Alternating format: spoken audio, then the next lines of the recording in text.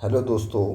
आज के हम इस वीडियो में पढ़ेंगे सीडीपी की 30 सबसे इम्पोर्टेंट क्वेश्चन। जैसे कि आप लोग जानते हैं यूपी जेट का पेपर आने वाला है, तो हम सीडीपी के हम सबसे 30 इम्पोर्टेंट क्वेश्चंस इस वीडियो में देखने वाले हैं। ठीक है, तो ये प्रैक्टिस है और ये सीडीपी की प्रैक्टिस है। ठीक है, तो चलिए स्टार्ट कर लेते हैं बिना देर किए। प्रश्न संख्या 1 है, विकास के बारे में निम्नलिखित में से कौन सा कथन सही है। विकास को हमेशा सटीक तौर पर मापा जा सकता है। विकास को बहुआयामी या बहुत दिशात्मक होता है। बच्चों में विकास बहुत सटीक अनुमान लगाया जा सकता है। या विकास एक सरल एवं और एकात्मक प्रक्रिया है। इसका सही आंसर जो होगा वो होगा ऑप्शन नंबर बी होगा, क्योंकि विकास बहुआयामी और बहुत दिशात्मक होता है। जैसा कि आप लोग जानते हैं विकास जो है एक जटिल प्रक्रिया होती है। ठीक है, विकास एक जटिल प्रक्रिया होती है जो जीवन भर चलती है। ये बहुआयामी होता है, मतलब ये जैसे शारीरिक, संज्ञानात्मक, सामाजिक, भावात्मक, मतलब कई क्षेत्रों में होता है। ठीक है, तो ये बहुआयामी होता है विकास। और बहुत दिशात्मक भी विकास जो है होता है, जीवन भर होने वाली प्रक्रिया है विकास। ठीक है, जिसमें जीवन में लाभ हानि दोनों शामिल होते हैं, वृद्धि और गिरावट सब, उसके लिए जो विकास कहा जाता है। तो ऑप्शन नंबर बी इसका बिल्कुल राइट आंसर होगा। नेक्स्ट क्वेश्चन देखते हैं। नेक्स्ट क्वेश्चन है, बच्चों की लंबाई और वजन में वृद्धि किसका उदाहरण है। संज्ञानात्मक परिवर्तन, मात्रात्मक परिवर्तन, गुणात्मक परिवर्तन या भावात्मक परिवर्तन। तो इसका जो सही आंसर होगा क्या होगा, बी इसका सही आंसर होगा, मात्रात्मक परिवर्तन। ठीक है, बच्चों की लंबाई और जो वजन में वृद्धि है उन्हें हम माप सकते हैं। ठीक है, तो ये मात्रात्मक परिवर्तन इसके लिए बोला जाएगा। वृद्धि और विकास जो है दो चीज़ होते हैं, मानव जीवन के आधार होते हैं ये दो चीज़, वृद्धि और विकास। वृद्धि जो है विकासात्मक प्रक्रिया का ही एक भाग है। विकासात्मक प्रक्रिया जो होती है, विकास जो होता है इसका ही एक भाग होता है वृद्धि। और ये वृद्धि में आता है, लंबाई है या फिर वजन है, इनमें सब में ये वृद्धि में आता है। और एक मात्रात्मक परिवर्तन को मतलब ये बताता है, जैसे ऊंचाई, वजन, लंबाई, तो ये सब मात्रात्मक परिवर्तन होता है। ठीक है, अब बात करते हैं नेक्स्ट क्वेश्चन। नेक्स्ट क्वेश्चन है, निम्न में से कौन विकास की विशेषता नहीं है। संचयी होना, दिशात्मक होना, विशिष्ट होना और अनियंत्रित एवं स्वतंत्र होना। तो इसका जो सही आंसर होगा वो क्या होगा, विकास की विशेषता नहीं है, संचयी होना है, दिशात्मक होना है, विशिष्ट होना है। डी ऑप्शन इसका राइट आंसर होगा, अनियंत्रित एवं स्वतंत्र होना विकास की विशेषता नहीं है। ठीक है, विकास की विशेषता ये तीनों होती हैं। नेक्स्ट क्वेश्चन है, संविधान के संशोधन से शिक्षा एक मौलिक अधिकार बन गई। 86वां संशोधन, 25वां संशोधन, 52वां संशोधन या फिर 22वां संशोधन। तो इसका सही आंसर क्या होगा, 86वां संशोधन। ठीक है, 86वां संशोधन जो कि 2002 में हुआ था। अनुच्छेद 21 में एक नया अनुच्छेद जोड़ा गया था। ठीक है, 2002 में आर्टिकल 21 में एक नया आर्टिकल जोड़ा गया, आर्टिकल 21A। ठीक है, आर्टिकल 21 जोड़ा गया, जिसमें शिक्षा को मौलिक बनाया गया। मतलब राज्य में क्या बनाया गया, जैसे राज्य में 6 से 14 वर्ष तक के जितने भी बच्चे होंगे उनको निःशुल्क शिक्षा अनिवार्य की गई, निःशुल्क शिक्षा अनिवार्य की गई। तो 86वां संविधान संशोधन हुआ था, जिससे शिक्षा एक मौलिक अधिकार बन गई। तो ये आप यहाँ पर याद रखिएगा, 2002 में हुआ था। ठीक है, नेक्स्ट क्वेश्चन है, बच्चे की वृद्धि मुख्यतः संबंधित है। ए शारीरिक विकास से, बी सामाजिक विकास से, सी भावात्मक विकास से, या डी नैतिक विकास से।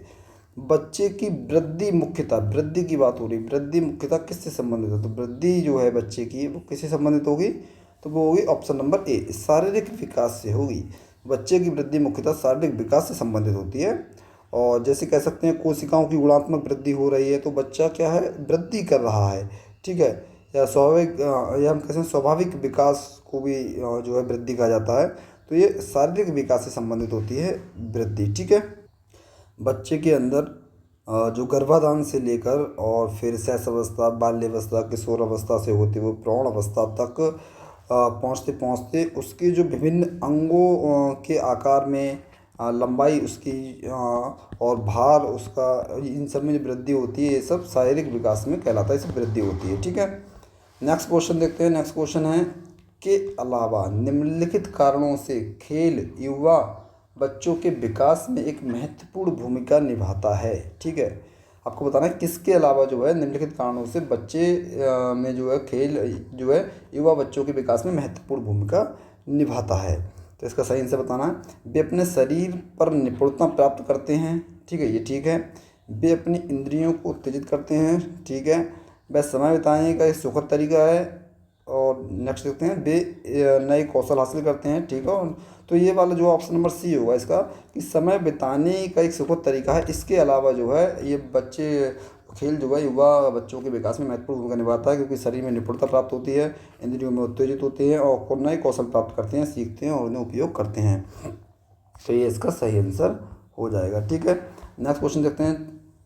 प्रश्न संख्या 7, मानव विकास है मात्रात्मक है, गुणात्मक है या कुछ सीमा तक अमापनीय है? तो इसका सही आंसर क्या होगा? इसका सही आंसर होगा डी, क्योंकि मानव विकास जो है वो मात्रात्मक भी है और गुणात्मक भी है। मानव का विकास क्या है? मात्रात्मक और गुणात्मक दोनों रूपों से होता है। मात्रात्मक क्या होती है? जैसे मात्रा में जिसकी आप लंबाई नाप सकते हैं। आप समझिए पहले मानव का विकास मात्रात्मक और गुणात्मक कैसे होता है।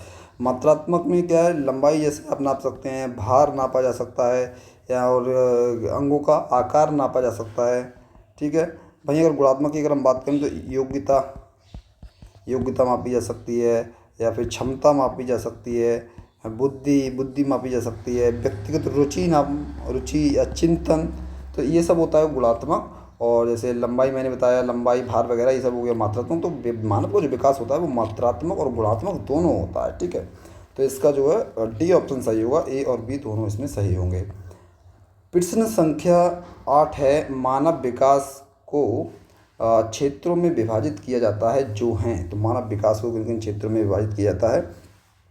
शारीरिक, ठीक है, संज्ञानात्मक, संवेगात्मक या सामाजिक? और संज्ञानात्मक, आध्यात्मिक नहीं, मनोवैज्ञानिक, संज्ञानात्मक, संवेगात्मक, सामाजिक, मनोवैज्ञानिक नहीं होगा। तो इसका आध्यात्मिक नहीं। तो इसमें कौन सा आएगा? मानव विकास को क्षेत्रों में विभाजित किया जाता है। तो इसमें आप 4 यहाँ पर क्षेत्र याद रखेंगे। इसमें मानव विकास को क्षेत्रों में विभाजित किया जाता है, और शारीरिक विकास, संज्ञानात्मक विकास, संवेगात्मक विकास और सामाजिक विकास। ठीक है। तो ये इसका सही आंसर होगा यहाँ पर। ठीक है।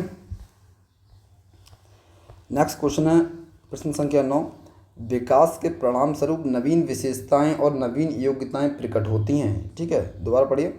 विकास के परिणाम स्वरूप नवीन विशेषताएं और नवीन योग्यताएं प्रकट होती हैं, ये कथन किसका है? गैसेल, हरलॉक, मेरेडिथ या डगलस और हॉलैंड का? तो इसका सही आंसर क्या होगा? हरलॉक का। ये किसका कथन है? हरलॉक ने बालक के विकास को प्रभावित करते हुए क्या कहा था? विकास की परिणाम स्वरूप नवीन विशेषताएं, नवीन योग्यताएं प्रकट होती हैं। ठीक है।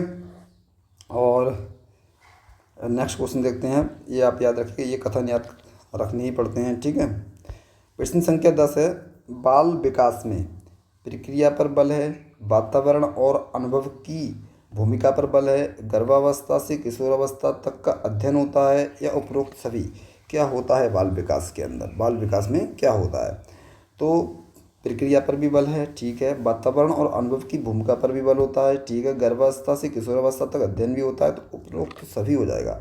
इसका आंसर क्या होगा? ऑप्शन नंबर डी जो है इसका ये बिल्कुल करेक्ट आंसर हो जाएगा। बाल विकास से क्या तात्पर्य है? शारीरिक, भाषा, विचार, भावात्मक परिवर्तन, और मतलब जो भी बच्चे में जन्म से लेकर वयस्क होने तक की शुरुआत तक होते हैं, इस प्रक्रिया के दौरान बच्चा क्या माता पिता या अभिभावकों पर निर्भरता बढ़ती है, स्वतंत्रता बढ़ती है। इस तरीके से क्या उसके पास प्रक्रिया बल, वातावरण, अनुभव बल और मतलब सारी चीज़ें अध्ययन से वो सीखता है। ठीक है। तो इसका जो डी ऑप्शन सही होगा। नेक्स्ट है प्रश्न संख्या 11, बाल विकास का अध्ययन क्षेत्र है। बाल विकास का अध्ययन क्षेत्र क्या है? बाल विकास की विभिन्न अवस्थाओं का अध्ययन, वातावरण का बाल विकास पर पड़ने वाले प्रभावों का अध्ययन, वैयक्तिक विभिन्नताओं का अध्ययन, या उपरोक्त सभी? तो आपको बताना है बाल विकास का अध्ययन क्षेत्र। तो इसमें सभी हो जाएगा। ठीक है। विभिन्न अवस्थाओं का अध्ययन है, वातावरण का बाल विकास पर पड़ने वाले प्रभावों का अध्ययन, और वैयक्तिक विभिन्नताओं का अध्ययन, ये सब जो है इसमें उपरोक्त सभी। क्योंकि बाल विकास किसे कहा जाता है? जन्म से लेकर, ठीक है, जन्म से लेकर और किशोरावस्था के अंत तक बाल विकास की बात हो रही है ना। तो जन्म से लेकर किशोरावस्था के अंत तक, ठीक है, किशोरावस्था किशोरावस्था के अंत तक उनमें होने वाले जो भी जैविक और मनोवैज्ञानिक, ठीक है, कौन से, जैविक और मनोवैज्ञानिक, ठीक है, जन्म से लेकर किशोरावस्था के अंत तक जैविक और मनोवैज्ञानिक जो परिवर्तन होते हैं वही बाल विकास कहलाते हैं, उन्हीं को बाल विकास कहा जाता है, ठीक है। इसके अंतर्गत शारीरिक विकास होता है, मानसिक विकास होता है, व्यवहारों में परिवर्तन आता है, और भी बहुत सारी इसमें चीज़ें होती हैं, ठीक है। प्रश्न संख्या 12 क्या है, सर्वाधिक उपयुक्त जीवित सर्वाइवल ऑफ द फिटेस्ट रहता है का सिद्धांत किसका है। सर्वाइवल ऑफ द फिटेस्ट का सिद्धांत किसका है। लमार्क का, हैरिसन का, डार्विन का, या फिर मैकडूनल का। तो ये किसका सिद्धांत है, ये है डार्विन का सिद्धांत, ठीक है। चार्ल्स डार्विन, इनका पूर्ण नाम क्या है, चार्ल्स डार्विन इनका नाम है, ठीक है। इनका सिद्धांत है ये वाला कि सर्वाइवल ऑफ द, इसमें क्या बताया गया है, सर्वाइवल ऑफ द फिटेस्ट, कि जो प्राणी अपने आप को जो प्राणी जो होता है अपने आप को प्रकृति के अनुकूल ढाल लेता है वो तो लंबे समय तक जीवित रहता है, और जो प्राणी मतलब अपने आप को मतलब जो प्रकृति के अनुकूल नहीं डाल पाता वो ज़्यादा जब लंबे समय तक जीवित नहीं रह पाता है, इस तरीके से इसमें बताया गया है, ठीक है। प्रश्न संख्या 13 क्या कहती है, देखिएगा। प्रश्न संख्या 13 निम्नलिखित में से कौन सा कथन सही नहीं है, ठीक है, सही नहीं है। विकास और वृद्धि एक दूसरे के समानार्थी हैं। विकास एक सतत प्रक्रिया है, वृद्धि विकास का एक भाग है। विकास कार्यक्षमता, कार्यकुशलता और व्यवहार में आने वाले गुणात्मक परिवर्तन को प्रकट करता है। तो इसका सही आंसर क्या होगा, इसका सही आंसर होगा नहीं है, सही नहीं है, तो ये ऑप्शन नंबर ए हो जाएगा, ठीक है। विकास और वृद्धि एक दूसरे के समानार्थी हैं, ये ऑप्शन नंबर ए इसका जो है सही हो जाएगा, क्योंकि ये सही कथन नहीं है, ठीक है, क्योंकि विकास एवं वृद्धि एक दूसरे के समानार्थी नहीं है, ठीक है, नहीं है, क्योंकि विकास सतत चलने वाली प्रक्रिया है। जो विकास जो होता है ये सतत मतलब हमेशा चलने वाली प्रक्रिया है, जब तक जिएगा व्यक्ति तब तक विकास चलेगा, सतत चलने वाली प्रक्रिया है जो कि व्यक्ति के व्यवहार एवं कार्यों को गुणात्मक वृद्धि से संबंधित होती है, ये विकास, ठीक है। क्योंकि वृद्धि ये क्या होती है, वृद्धि क्या है, वृद्धि एक निश्चित समय तक चलती है, निश्चित समय, ठीक है, ये निश्चित समय तक चलती है वृद्धि, और ये विकास क्या होता है, ये है हमेशा चलने वाली प्रक्रिया, ये सतत समय तक चलता है, ठीक है, और ये वृद्धि निश्चित समय तक चलती है। जैसे कि जो कि शारीरिक मात्रात्मक परिवर्तन जो होते हैं शरीर में अंगों का बढ़ना, भार का बढ़ना, तो वो सब जो है वृद्धि के अंतर्गत आता है, ये निश्चित है, ठीक है। और विकास जो है ये सतत है, ये हमेशा चलता रहता है, ठीक है, क्योंकि मनुष्य के अंदर व्यवहार में हमेशा कुछ ना कुछ चेंजेस आना, नई चीज़ें सीखना, ये सब विकास कहलाता है, ठीक है। तो ये भी कथन इसका जो है इसका राइट आंसर होगा कि ये समानार्थी प्रक्रिया नहीं है, ठीक है, ये आप ध्यान रखिएगा। प्रश्न संख्या 14, एक बच्चे की वृद्धि और विकास के अध्ययन की सर्वाधिक अच्छी विधि कौन सी है। बच्चे की वृद्धि और विकास के अध्ययन की सर्वाधिक अच्छी विधि बताइए, इनमें से कौन सी है। मनोविश्लेषण विधि, तुलनात्मक विधि, विकासीय विधि या सांख्यिकी विधि। तो इसका जो सही आंसर होगा वो क्या होगा, विकासीय विधि। विकासीय विधि जो है सबसे अच्छी विधि है बच्चे की वृद्धि और विकास के अध्ययन की, ठीक है। नेक्स्ट क्वेश्चन देखते हैं। प्रश्न संख्या 15 है, आधे क्वेश्चन पे हम आ चुके हैं, अभी 30 क्वेश्चन है इस पूरी पीडीएफ में। विकास का अर्थ है परिवर्तनों की उत्तरोत्तर श्रृंखला, अभिप्रेरणा के फलस्वरूप होने वाले परिवर्तन की उत्तरोत्तर श्रृंखला, या प्रेरणा एवं अनुभव के फलस्वरूप होने वाले परिवर्तनों की उत्तरोत्तर श्रृंखला, या परिपक्वता एवं अनुभव के फलस्वरूप होने वाले परिवर्तनों की जो है श्रृंखला। विकास का इसमें अर्थ पूछा गया है, तो इसमें क्या है, डी ऑप्शन इसका सही होगा, परिपक्वता एवं अनुभव के फलस्वरूप जो परिवर्तन होते हैं उनकी श्रृंखला, वो जो है ये विकास का सही अर्थ कहलाता है। तो इसका जो है ये आंसर बिल्कुल सही होगा, क्या, ऑप्शन नंबर डी इसका करेक्ट आंसर। विकास जो है वो मानव के शारीरिक और मानसिक जो परिपक्वता होने पर उसके लिए जो अनुभव होते हैं, ठीक है, तो उसके फलस्वरूप जो उसे परिवर्तन जो आते हैं, जो मतलब परिवर्तनों की एक श्रृंखला होती है, उसे ही विकास कहा जाता है, ठीक है, तो ये ध्यान रखिएगा। प्रश्न संख्या 16 जो है, बच्चों के विकास के बारे में निम्नलिखित में से कौन सा कथन सही है। बच्चों के विकास के बारे में निम्नलिखित में से कौन सा कथन सही है। विकास बहुआयामी और बहुदिशात्मक होता है, इसमें कौन सा कथन सही है, ठीक है, ये मैं बताना। विकास बहुआयामी होता है, बहुदिशात्मक होता है, ठीक है। विकास वृद्धि का पर्याय है। विकास एक सरल और एकात्मक प्रक्रिया है। विकास बिना किसी पैटर्न के अनियमित तौर पर प्रकट होता है। तो इसका सही पूछा गया है। तो जैसा कि अब मैंने पहले भी क्वेश्चन थोड़ा कवर किया था, बहुआयामी और बहुदिशात्मक जो है ये वाला बिल्कुल करेक्ट आंसर होगा। विकास जो है बहुआयामी प्रक्रिया और बहुदिशात्मक होता है। ठीक है, बच्चे का विकास जो है केवल मतलब शारीरिक वृद्धि तक सीमित नहीं होता। इसमें शारीरिक, मानसिक, भावात्मक, सामाजिक और नैतिक सभी पक्ष होते हैं। इसीलिए विकास क्या है, बहुआयामी है। क्योंकि इसमें क्या क्या हो गया, शारीरिक भी हो गया, ठीक है, शारीरिक के अलावा क्या मानसिक भी हो गया, मानसिक भावात्मक हो जाएगा, सामाजिक हो जाएगा, इस तरीके से कई सारे पक्ष हैं। तो ये बहुआयामी यहाँ से होता है। और विकास जो है अलग अलग दिशाओं में होता है। ठीक है, तो ये क्या है, विकास बहुदिशात्मक भी होता है। और विकास जो है सरल से जटिल, सामान्य से विशिष्ट होता है। ठीक है, सरल से ध्यान रखिएगा, सरल से जटिल और सामान्य से विशिष्ट की ओर विकास होता है। ठीक है, पहले सामान्य चीज़ें सीख लेगा बच्चा, उसके बाद विशिष्ट चीज़ें सीखता है। सामान्य से विशिष्ट की ओर होता है, सरल से जटिल की ओर होता है। ये आपको ध्यान रखना है। 17 क्वेश्चन है, विकास का शीर्षगामी सिद्धांत विकास के बारे में बताता है, मतलब व्यवस्थित क्रम के बारे में बताता है, असतत स्वरूप के बारे में, या रैखिक स्वरूप के, या फिर एकाधी आयाम के बारे में, किसके बारे में बताता है। तो विकास का जो शीर्षगामी सिद्धांत जो है विकास के व्यवस्थित क्रम, ऑप्शन नंबर ए हो जाएगा इसमें, व्यवस्थित क्रम के बारे में बताता है। क्योंकि ये बताता है कि शारीरिक विकास हमेशा सिर से पैर, ठीक है, जो शीर्षगामी सिद्धांत है ये व्यवस्थित क्रम के बारे में बताता है। क्या बताता है, शारीरिक विकास हमेशा, क्या बताता है, शारीरिक विकास जो हमेशा होता है सिर से पैर की ओर। ठीक है, सिर से पैर की ओर, सिर से पैर की ओर, हम कह सकते हैं ऊपर से नीचे की ओर। ठीक है, ऊपर से नीचे की ओर, मतलब पहले बच्चे का सिर का विकास होगा, पहले सिर बनेगा, उसके बाद जो है फिर मतलब छोटी, मतलब पैर की ओर नीचे की तरफ उंगलियां वगैरह सब बनना शुरू होती हैं। तो इस तरीके से हम याद रख सकते हैं, सिर से पैर की ओर, ऊपर से नीचे की ओर होता है। और ये एक अनुक्रमिक प्रक्रिया है, मतलब जब बच्चे पहले सिर पर नियंत्रण हासिल कर लेगा और फिर जो है बाद में चलना सीखता है, या पैर वगैरह मतलब उंगलियां वगैरह उसकी, मतलब जब गर्भ में होता है तब उसका उंगलियां वगैरह डेवलप्ड होती हैं। तो ये सिर से पैर की ओर चलता है, ये आपको यहाँ पर याद रखना है। ठीक है, नेक्स्ट देखते हैं, क्वेश्चन संख्या 18 है इसमें, विकास के उस समय को संदर्भित करता है या करते हैं जब कोई व्यक्ति एक नया कौशल या क्षमता प्राप्त करने के लिए सबसे ज़्यादा तैयार होता है।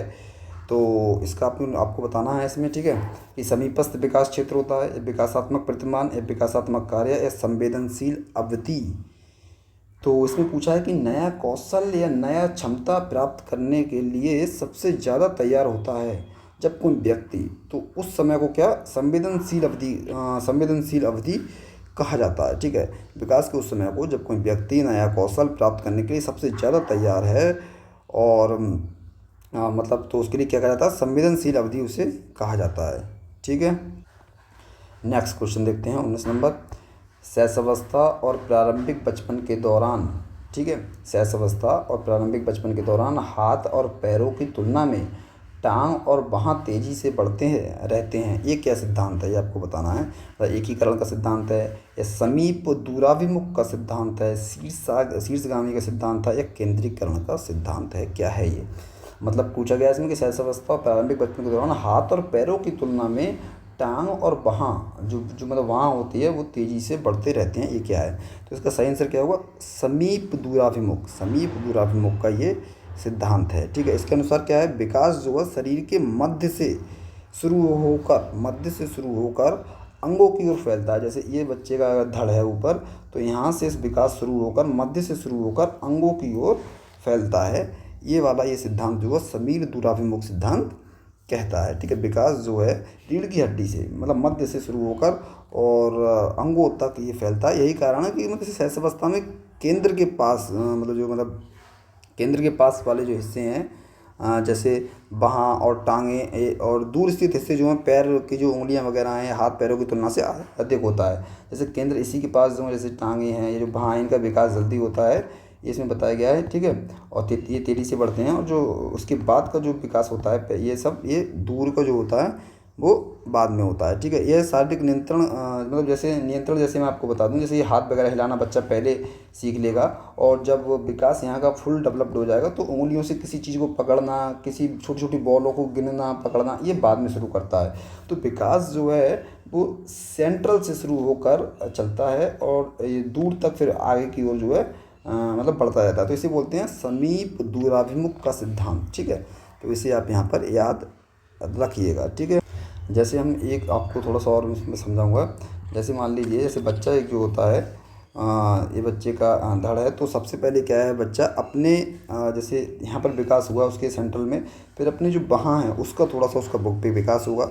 वहाँ पर जब वो नियंत्रित कर लेगा, हाथ पैर हिलाना शुरू कर देगा, उसके बाद अंत में जो है वो अपनी उंगलियों को चलाना सीख लेगा, जैसे मैंने ये आपको बताया। तो ये समीप दूराभिमुख सिद्धांत। ठीक है, नेक्स्ट क्वेश्चन है प्रश्न संख्या 20 जो है वो क्या है, 20 कहती है पूर्व संक्रियात्मक अवस्था के दौरान कौन सी क्षमता विकसित होती है।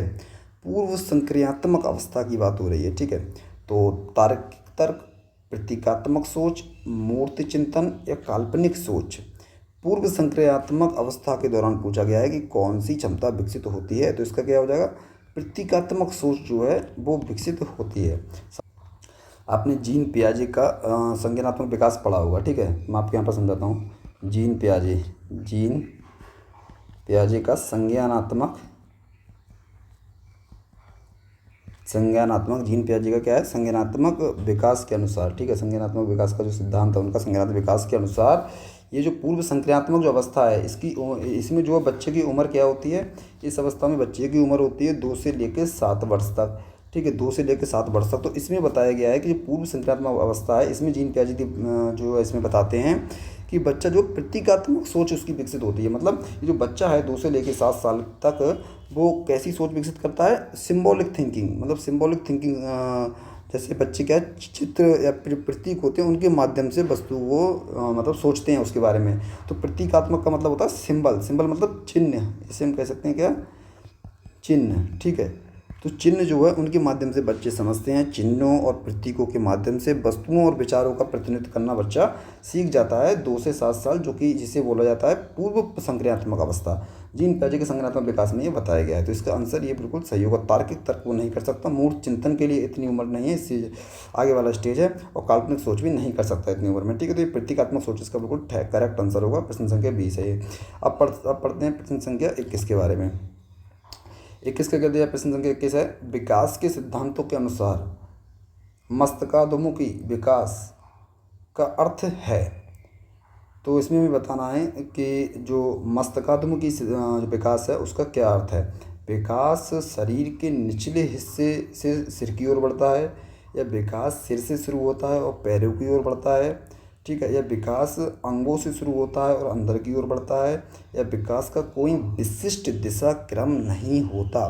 तो इसका सही आंसर क्या हुआ, ये है मस्तकाधुमुखी विकास। ठीक है, तो इसका जो सही आंसर होगा वो होगा ऑप्शन नंबर बी इसका करेक्ट आंसर होगा। विकास जो है सिर से शुरू होता है और पैरों की ओर बढ़ता है, जैसा कि मैंने आपको बताया। ठीक है, विकास जो है सिर से शुरू होकर पैरों की ओर बढ़ता है। शिशु में सिर पर मतलब जो पहले जो है सिर व गर्दन पर नियंत्रण करता है। जैसे जब जो बच्चा होता है, जैसे बच्चा अगर बैठता है वो, तो सबसे पहले आप जानते हो छोटा बच्चे को अपनी गर्दन नहीं संभाल मिलती है, तो सबसे पहले अपनी वो गर्दन को संभालना सीखता है, अपने सिर पर नियंत्रण करता है, गर्दन पर नियंत्रण करता है, और फिर धड़ पर नियंत्रण करता है, और फिर लास्ट में जो है पैरों पर नियंत्रण करता है। तो कहते हैं कि सिर से पैर की ओर। ठीक है, तो ये मस्तकाधुमुखी विकास के नाम से जाना जाता है। तो ऑप्शन नंबर 20 का करेक्ट आंसर होगा। ठीक है, फिर समझते हैं प्रश्न संख्या 22 के बारे में। वृद्धि और विकास के बीच मुख्य अंतर क्या है। वृद्धि और विकास क्या होता है, इसके बीच में मुख्य अंतर बताइए। तो इसका जो है, वृद्धि मात्रात्मक परिवर्तन को संदर्भित करती है, जबकि विकास जो है ये मात्रात्मक गुणात्मक दोनों को करता है संदर्भित। वृद्धि केवल मानसिक विकास से संबंधित है, विकास परिपक्वता पर रुक जाता है, गलत है। वृद्धि और विकास पूर्णतः असंबंधित है, नहीं। वृद्धि केवल मानसिक नहीं, तो ऑप्शन नंबर ए इसका सही आंसर होगा। कैसे, वृद्धि जो है मात्रात्मक परिवर्तन को संदर्भित करती है। ठीक है, मात्रात्मक समझिएगा। मात्रात्मक मतलब वृद्धि बताती है सिर्फ मात्रात्मक मतलब जिनकी मात्रा हो। ठीक है, मात्रा मतलब जिन्हें हम माप सकते हो। माप किसे सकते हैं हम माप सकते हैं, लंबाई को माप सकते हैं। ठीक है, वजन को हम माप सकते हैं, आकार को हम माप सकते हैं। तो ये सब क्या हो गया, वृद्धि के अंतर्गत आते हैं। ये तो हो गई वृद्धि, ठीक है। और जबकि डेवलपमेंट क्या है, मतलब विकास क्या है, विकास में क्या है, मात्रात्मक और गुणात्मक दोनों हैं, ठीक है। मात्रात्मक भी है और गुणात्मक मतलब गुणात्मक भी पर इसमें परिवर्तन होते हैं। जैसे जैसे इसमें समझिएगा, मानसिक, सामाजिक, भावात्मक, बौद्धिक क्षमताओं का विकास जो है, ये सब इसी में क्या है, मात्रात्मक गुणात्मक दोनों होता है। मानसिक, ठीक है, मानसिक कह सकते हैं, सामाजिक हो जाएगा, सामाजिक, ये सब विकास में आते हैं। मानसिक, सामाजिक, भावात्मक, भावनात्मक कह सकते, भावनात्मक, बौद्धिक क्षमताओं को सुधार, ये सब जो है ये विकास में आते हैं। तो ये जो है वृद्धि विकास का अंतर हो जाएगा। वृद्धि सिर्फ मात्रात्मक है और विकास जो होता है ये मात्रात्मक गुणात्मक दोनों होता है, ठीक है। ये आपको यहाँ पर याद रखनी। विकास मतलब एक तरीके से व्यापक प्रक्रिया है, बहुत बड़ी प्रक्रिया। वृद्धि एक तरीके से भाग है विकास का, ठीक है। तो ये आपको इसमें याद रखना है। प्रश्न संख्या 23 देखते हैं। प्रश्न संख्या 23 कहती है, बच्चे का विकास किस मार्ग का अनुसरण करता है? सर्पिल मार्ग का, रेखीय मार्ग का, वृत्तीय मार्ग का, या फिर सीधा मार्ग का? किस मार्ग का अनुसरण जो है बच्चे का विकास करता है? तो ऑप्शन नंबर ए इसका बिल्कुल करेक्ट आंसर होगा। बच्चे का विकास सर्पिल मार्ग का अनुसरण करता है, क्योंकि बच्चे का विकास ऐसा तो नहीं है कि रेखा में निरंतर हो रहा है, ठीक है। निरंतर तो नहीं होता विकास जो है। एक मतलब बच्चा एक अवस्था प्रगति है इसकी, मतलब ये सर्पिल मार्ग से चलता है। जैसे मतलब अभी आपको बताता हूँ मैं। जैसे कि मान लीजिए एक बच्चा है, बच्चा पहले मान लीजिए खड़ा होना सीखता है, फिर संभलना सीखता है, फिर चलना सीखता है, तो तभी फिर गिरता है, फिर उठता है, फिर चलता है, फिर गिरता है, फिर उठता है, फिर चलता है। तो ये सर्पिल मार्ग है, मतलब ऐसे ऐसे होते हुए गिरा फिर संभला, गिरा फिर संभला। तो इस तरीके से होते हुए विकास जो है चलता है। ऐसा नहीं है कि विकास यहाँ से शुरू हुआ डायरेक्ट ऐसे करके चला गया सीधा, ऐसा नहीं है, ठीक है। और ना ऐसे कि ऐसे करके ऐसे घूम के यहाँ। विकास क्या है, एक सर्पिल मार्ग है। तो इस तरीके से जो है उठता बैठता है, चलता फिरता, अब पीछे की तरफ और मजबूत स्थिति, जैसे मतलब चलना शुरू किया तो फिर गिर गया, तो फिर ताकत से उठा, फिर अच्छा, तो इस तरीके से विकास जो है होता है, ठीक है। तो अभी यहाँ पर मैं एक बच्चे की बात कर रहा हूँ, आप ध्यान रखेंगे। तो बच्चा जब चलना सीखता है, फिर गिरता है, फिर बैठता है, फिर चलना सीखता है, इस तरीके से ये विकास सर्पिल मार्ग का अनुसरण करता है। तो ये आप यहाँ पर याद रखिएगा। नेक्स्ट क्वेश्चन देखते हैं। प्रश्न संख्या 24 क्या कहती है? प्रश्न संख्या 24 है, व्यक्ति विशिष्ट उत्तेजनाओं के प्रति परिवर्धित संवेदनशीलता रखता है, ठीक है। व्यक्ति जो है विशिष्ट उत्तेजनाओं के प्रति परिवर्धित संवेदनशीलता रखता है, जिससे वह विशेष कौशल विकसित कर सके।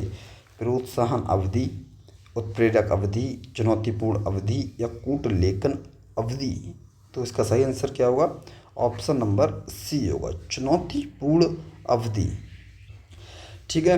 तो जब व्यक्ति के मतलब जब विकास के संदर्भ में चुनौतीपूर्ण अवधि है ये, जब व्यक्ति जो है विशिष्ट उत्प्रेरणा मतलब विशिष्ट उत्प्रेरणाओं के प्रति अधिक संवेदनशील होता है और कुशलतापूर्वक विशेष कौशलों को विकसित करता है अपने अंदर। तो चुनौतीपूर्ण अवधि होती है विशिष्ट समय के अंदर, वो जो है एक कार्य करने का तरीका, वो कुछ कौशल सीखता है, तो चुनौतीपूर्ण अवधि कहलाता है, ठीक है।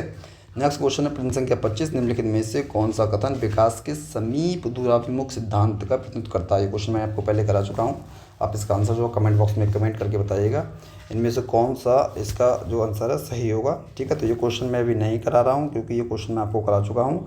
और ये क्वेश्चन जो है अब आप बताएंगे, क्योंकि मैं ये वाला समीप दूराभिमुख वाला जो सिद्धांत है अभी कुछ क्वेश्चन पहले ही बताया है, तो इसमें से आप बताइएगा कौन सा ऑप्शन सही होगा, ठीक है। अब देखते हैं प्रश्न संख्या 26 के बारे में। 26 क्या है? समीपस्थ सिद्धांत कहता है कि शेष अवस्था में, ठीक है, समीपस्थ सिद्धांत कहता है कि शेष अवस्था में अंग हाथों और पैरों की तुलना में तेजी से बढ़ते हैं, ठीक है। तो यही आंसर इसका जो है सही हो जाएगा।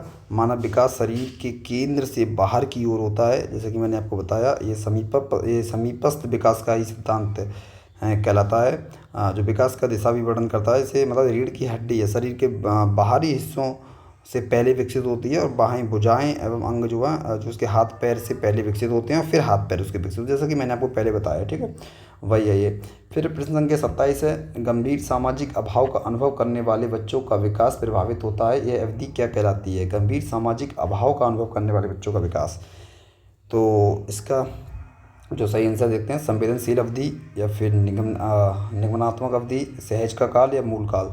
तो ऑप्शन नंबर ए इसका सही होगा, संवेदनशील अवधि कहलाती है। जब जैसे इस अवधि में क्या है, विकास पर्यावरण समर्थन से मतलब जो पर्यावरणीय जो समर्थन से महत्वपूर्ण रूप से प्रभावित होता है, जैसे कि बताया गया सामाजिक अभाव इसका, तो उससे जो है विकास वो प्रभावित होता है। ठीक है। विकास की ये संवेदनशील अवधि है जिसमें क्या होता है कि सामाजिक अभाव से विकास जो है प्रभावित हो जाता है।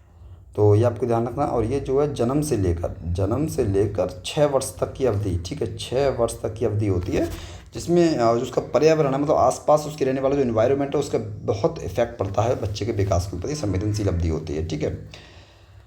और विकास के संदर्भ में निम्नलिखित में से कौन सा कथन सही है? विकास के विभिन्न पहलू स्वतंत्र होते हैं, या विकास एक सतत प्रक्रिया है, विकास चक्रीय तरीके से होता है, रैखिक नहीं, या विकास स्पष्ट मतलब विकास जो विशिष्ट से सामान्य की ओर बढ़ता है। ठीक है। तो इसमें आपको बताना है कौन सा क्वेश्चन बिल्कुल इसमें मतलब कौन इस क्वेश्चन का कौन सा आंसर है इसमें। तो इसका क्या हो जाएगा सही आंसर? ऑप्शन नंबर सी इसका बिल्कुल करेक्ट आंसर हो जाएगा। ठीक है। तो सी इसका हो जाएगा। हालांकि इसमें विकास सतत जो है इसके लिए हम आ मान के चलेंगे, वरना इसके दोनों ऑप्शन सही हो जाएंगे। तो इसमें विकास असतत प्रक्रिया है तब ये गलत होगा। ठीक है। वरना ये वाला ऑप्शन भी सही हो जाएगा, ये सही हो जाएगा। ठीक है। तो टाइपिंग मिस्टेक है, यहाँ पर आ आएगा, असतत है क्योंकि, और इसमें जो विकास चक्रीय तरीके से होगा ये वाली सही हो जाएगी, क्योंकि चक्रीय के लिए ही मैंने भी पहले आपको बताया था, सर्पिल जिसकी बात करी गई थी, सर्पिल यही है जहाँ मैंने आपको समझाया था, सर्पिल वही सेम चीज़ है ये। विकास जो है चक्रीय तरीके से होता है, और एक चरण से जब अगले चरण में पहुंचता है तो पीछे की चरण की ओर मुड़कर देखता है, मतलब मजबूत हो जाता है। जैसा कि मैंने आपको बताया कि विकास को मतलब जो है अगली अवधि में जब आरंभ करता है तो पीछे की अवधि, ऐसा नहीं है कि विकास डायरेक्ट चला गया, जैसे विकास इस अवधि से इस अवधि तक हुआ तो फिर थोड़ी देर के लिए स्थिर होगा तभी फिर आगे बढ़ेगा, तो इस तरीके से विकास बढ़ता है। ठीक है। और बात करें 29 क्वेश्चन, प्रश्न संख्या 29 की, जीन पियाजे के अनुसार पूर्व संक्रियात्मक अवस्था की विशेषता क्या है? जीन पियाजे के अनुसार पूर्व संक्रियात्मक अवस्था की विशेषता क्या है? प्रतीकात्मक खेल और जीववाद, वर्गीकरण और क्रमबद्धता, संरक्षण और अमूर्त चिंतन, या नकल और प्रतिवर्तिता। तो इसका भी ऑप्शन नंबर ए हो जाएगा। ठीक है। क्वेश्चन जैसा कि मैंने आपको बताया, जीन पियाजे का जो संज्ञानात्मक विकास का सिद्धांत है उसमें जो पूर्व संक्रियात्मक अवस्था में ये प्रतीकात्मक मतलब सिंबॉलिक खेल की बात करी गई है, जीववाद की क्षमताओं को इसमें जो है बताया गया है। ठीक है। क्योंकि जीववाद मतलब इसमें क्या होता है, जैसे जैसे मैंने प्रतीकात्मक तो आपको समझा दिया पहले। जीववाद में क्या है, मतलब बच्चा ये विश्वास, जीववाद में ये विश्वास करता है कि निर्जीव वस्तुओं में भी सजीव गुण होते हैं, ऐसा बच्चा मान के चलता है इसे अवस्था के दौरान। तो इसमें प्रतीकात्मक एवं जीववाद का जो है ये विशेषता पाई जाती है इसकी। आखिरी क्वेश्चन है, देखिएगा, विकास की किस अवस्था में संवेगात्मक विकास का अनोखा काल कहा है? किस अवस्था को संवेगात्मक विकास का अनोखा काल कहा गया है? शैशव अवस्था को, बाल्यावस्था को, प्रौढ़ अवस्था को, या किशोर अवस्था को? तो जो बाल्य अवस्था जो होती है, ठीक है, बाल्य अवस्था जो होती है उसके लिए संवेगात्मक विकास का अनोखा काल कहा गया है। और किसने कहा है? ये कोल एवं ब्रूस ने, कोल व ब्रूस ने बाल्यावस्था को जो है जो मतलब संवेगात्मक विकास का अनोखा काल कहा है। ठीक है। क्योंकि वो कहते हैं कि वास्तव में माता पिता के लिए बाल विकास को इस अवस्था में समझना बहुत कठिन होता है। ठीक है। तो ये हमने 30 क्वेश्चन किए। आपको ये 30 क्वेश्चन कैसे लगे कमेंट करके ज़रूर बताइएगा। ठीक है। और नेक्स्ट वीडियो अगर आपको अच्छे क्वेश्चन लगे होंगे तो मैं नेक्स्ट वीडियो इसकी जल्दी अपलोड करूँगा। ठीक है। कमेंट में अपनी राय जरूर दीजिएगा। चलिए मिलते हैं नेक्स्ट वीडियो में।